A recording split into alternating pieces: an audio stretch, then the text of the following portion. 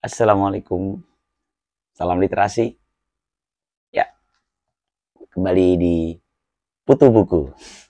Hari ini saya membawa satu buku bersejarah buat saya. Judulnya Tarbiyah Ruhiyah, ini karya Dr. Abdullah Nasi Ulwan. Mengapa cukup bersejarah dalam hidup saya? Karena ini banyak menginspirasi. Jadi saya mulai kembali mengaji lah ya. Saya bertemu dengan seorang teman kantor dan kebetulan juga tetangga di rumah kontrakan dulu awal-awal menikah ya. Sebut nama Bu Hilda ya. Makasih Bu Hilda. Dia meminjamkan buku pada saya judulnya Tarbiyah Ruqyah. Waktu itu bukunya dikasih sampul, saya masih ingat betul. Saya baca dan karena tipis saya terus selesai. Saya langsung baca dan sangat menginspirasi. Karena itu terus saya memutuskan harus mengoleksi buku itu gitu ya. Bagaimanapun ini makasih Bu Hilda bisa menjadi amal jariah Ibu kalau selama saya masih menjalankan buku yang ini. Tentu pada Dr. Nasi Ulwan yang telah menuliskannya. Mengapa buku ini seru? Mengapa buku ini menginspirasi? Saya akan cerita. Memang kalau lihat judulnya, Tarbiyah Ruhiyah, petunjuk praktis mencapai derajat takwa. Ini bisa jadi teman-teman yang wah kok sangat buku ngaji banget sih gitu ya. Tapi sebenarnya nggak gitu-gitu amat. Ini justru menurut saya menginspirasi pintu kebaikan yang lain. Contoh gini ya, saya langsung sampaikan aja. Ada di bab-bab awal buku ini menceritakan tentang hakikat takwa. Takwa itu apa? Gitu. Ini sudah cukup populer ya. Takwa itu dijawab bagaimana ada dalam percakapan Nabi dan para sahabatnya. Berjalan di jalanan yang penuh duri, kamu hati-hati untuk tidak menginjaknya, maka itu adalah takwa. Dan bagaimana cara biar kita tidak menginjak duri, itulah yang akhirnya diberikan tawaran oleh buku ini, langkah-langkahnya. Ya. Ada muahadah, kembali mengingat janji kita kepada Allah saat kita ditanam di janin. Ini sangat imani ya, sangat pendekatannya sangat religius ya. Kemudian murokobah itu bagaimana kita selalu membersamai, selalu membawa Allah dalam kehidupan kita. Muasabah selalu berhitung-hitung diri. Muakobah memberikan hukuman jika kita melakukan kelalaian, menghukuman diri sendiri gitu ya, sebagai efek jera gitu ya. Lalu mujahadah dengan bersungguh-sungguh. Saya akan awali dari muahadah. Muahadah itu kembali mengingat perjanjian kita saat ruh ditanamkan di janin. Ini sebenarnya ada ayatnya ya, bagaimana saat ruh itu ditanam di janin gitu. Sebenarnya kita sudah ditanya oleh Allah, apakah engkau beriman gitu. Lalu kita mengimani Allah. Sekarang buktinya apa sih gitu? Buktinya apa sih kita masih pernah mengimaninya itu? Karena ternyata dalam perjalanannya saya berbincang-bincang dengan teman, baca buku ya, ternyata memang kebutuhan atas Allah itu, atas Tuhan itu adalah kebutuhan asasi. Ya. Seorang yang paling komunis sekalipun saat dia terpeleset dari tangga dia akan berteriak, oh my god katanya gitu. Atau ya tadi ada satu film yang belum lama saya tonton, saya lupa judulnya, mohon maaf ya, nanti kapan-kapan kalau ingat ayo sebut lagi. Ada di Netflix ya. Cerita tentang grup musik blues gitu yang di belakang rekaman. Jadi sebenarnya film ini pendek ya, dibikin settingannya pendek. Settingannya hanya di satu ruangan tempat mereka latihan untuk mau rekaman gitu ya. Tapi percakapan di dalam ruang latihan itu, ruang di dapur rekamannya itu seru banget ya. Karena ada percakapan. Kalau di blues itu kan rata-rata orang religius ya. Orang-orang negro yang religius ya. Tapi ada satu tokoh, si pemain trompet itu yang dia memiliki kehidupan yang kelam gitu. Karena ibunya pernah diperkosa di depan mata dia. Bapaknya marah, lalu bapaknya membalas dendam. Tapi akhirnya tertangkap dan digantung. Jadi sangat pedih hidupnya. Dan dia memutuskan untuk membenci Tuhan. Ada percakapan yang sampai akhirnya pukul-pukulan karena temennya tidak terima dengan cara pandang di atas Tuhannya gitu. Namun yang menarik adalah bahkan dalam percakapan itu saat seorang demikian benci terhadap Tuhannya pun sebenarnya dia sedang membuktikan bahwa dia memang ada dalam ikatan makhluk terhadap semestanya dan Tuhannya. ya penguasa semesta. Jadi sebenarnya pengingkaran kita atas, atau mungkin pengingkaran atas ketuhanan dalam seorang yang paling ateis sekalipun gitu ya, itu sebenarnya malah membuktikan bahwa dia sebenarnya membutuhkan, atau sebenarnya dia terikat uh, dalam janji untuk meyakini bahwa memang secara asasi kita membutuhkan, atau ada Tuhan, ada kekuatan yang jauh lebih besar yang menguasai kita. Hanya itu yang membuat kita itu tenang.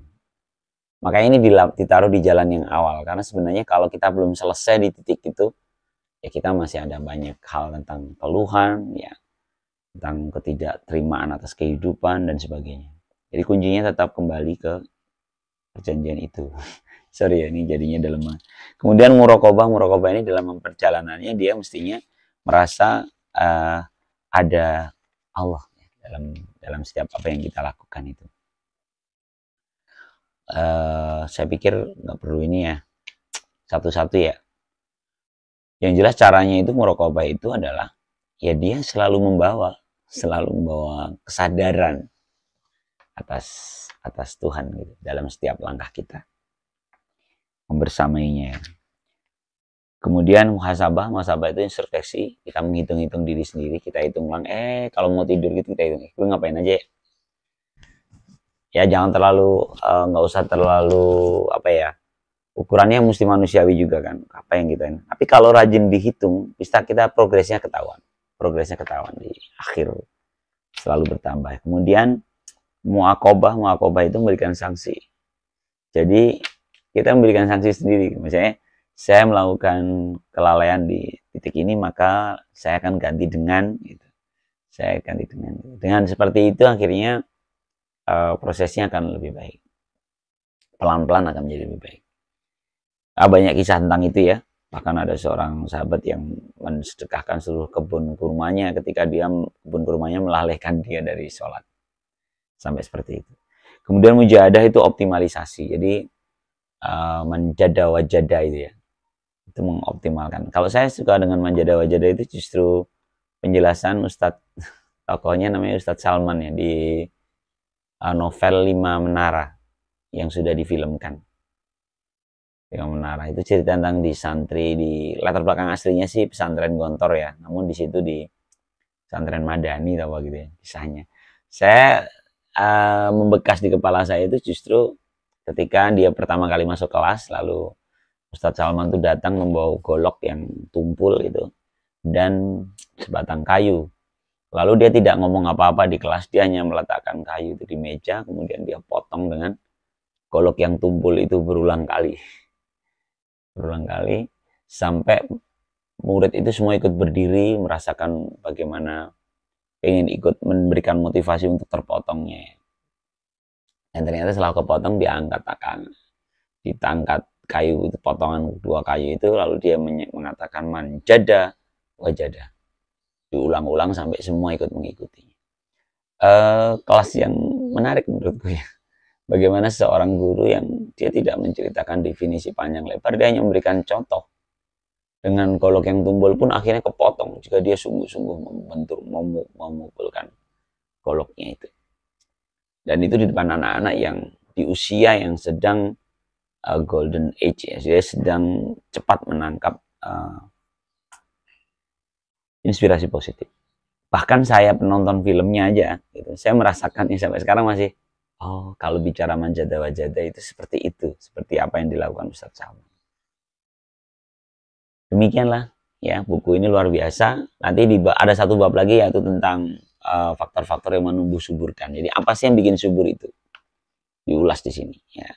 Misalnya amalan-amalan sederhana ya, doa setiap kita mau melakukan suatu ya. Terus sedekah setiap hari, sedekah kecil. Terus berbuat baik kepada siapapun. Itu bagian dari menumbuh suburkan kekuatan ruhiyahnya. Nah, di akhirnya aja lah ya, saya akhiri dengan di bab terakhirnya itu sebenarnya di buku ini menceritakan tentang bagaimana pengaruh pengaruh tarbiyah ruhiyah ini. Tarbiyah ruhiyah itu ini definisinya itu pendidikan ruhani. Pendidikan ruhani ini dalam membina, memperbaiki, dan memperbaharui bangsa, umat. Jadi di belakangnya itu diceritakan seberapa besar, seberapa dahsyatnya pembinaan ruhani itu. Saya pikir ini benar banget. Makanya saya sengaja ngungkap lagi buku lama ini dan buku yang sangat personal, sangat religius ya. Tapi menurut saya ini penting karena obrolan tentang kemarin saya habis menjadi juri puisi lomba puisi Hakordia, hari anti korupsi dunia ya, di Kementerian Keuangan. Saya menikmati ketika membaca naskah-naskah puisi yang masuk, saya menikmati nilai-nilai, value-value yang dituangkan oleh para peserta lomba untuk mengangkat nilai-nilai anti korupsi dalam diri kita. Dan benang merahnya dari yang diungkapkan di naskah-naskah puisi yang masuk ke kami itu sebenarnya pada kekuatan rohani. Ya, tidak ada hal lain selain itu gitu. Artinya sistem yang rapi dan sebagainya, atau mungkin kalau tadi kita di sini kan faktor-faktor yang menumbuh suburkan rohani itu ya. Tapi rohaninya ya, rohani. Bukan sekedar fisiknya gitu, tapi rohaninya itu yang terjaga. Dan akhirnya di situ, ujung-ujungnya di situ. Karena itu saya pernah diundang dan itu saya terima kasih sekali Bu Ani. Bu Ani itu seorang dosen media suara di Jogja yang mengundang saya hadir dalam satu webinar gitu, membahas tentang puisi dalam membangun budaya anti korupsi. Mengapa puisi gitu? Saya sempat apa bukan puisi di anti korupsi. Saat itu kami bahas bersama dan ternyata memang ketika bicara budaya, tanda petik, itu kan budaya. Kalau korupsi itu dilawan dengan sistem, itu urusannya para penegak hukum ya. Tapi ketika bicara tentang budaya, maka wilayahnya ini wilayah rasa. Gitu. Dan rasa itu adalah wilayah-wilayah ruhani yang bisa ditumbuh suburkan dengan hal-hal yang perangkat-perangkat ruhani. Gitu. Salah satunya puisi, karena puisi ini endapan rasa. Ya.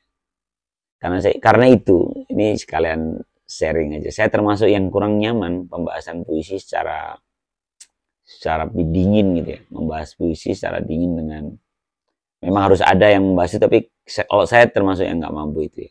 Yang secara akademis, dingin, secara struktur, secara bentuk gitu, itu membuat puisi itu berjarak gitu. Sementara puisi ini sebenarnya masalah rasa. Ini satu perangkat ruhani untuk membudayakan, mentradisikan hal-hal kebaikan. Baiklah buat teman-teman yang ingin terminal kecil untuk bersandar ya. Terminal kecil, ceruk kecil untuk merasa lelah dalam menjalani rutinitas pekerjaan atau kejar-kejar target setiap bulan, setiap hari ya. Ini buku yang menurut saya layak ya dibaca ya, Tarbiyah Ruhiyah, Dr. Abdullah Nasi Ulwan. Buku yang sederhana tapi inspiratif. Saya sangat terpengaruh oleh buku ini. Oke, terima kasih. Salam literasi. Assalamualaikum warahmatullahi wabarakatuh.